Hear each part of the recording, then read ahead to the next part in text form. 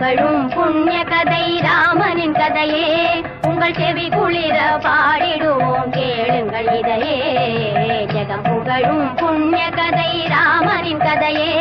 உங்கள் செவி குளிர பாடிடுவோம் கேளுங்கள் இதையே ஜெகம் புகழும் புண்ணிய கதை ராமனின் கதையே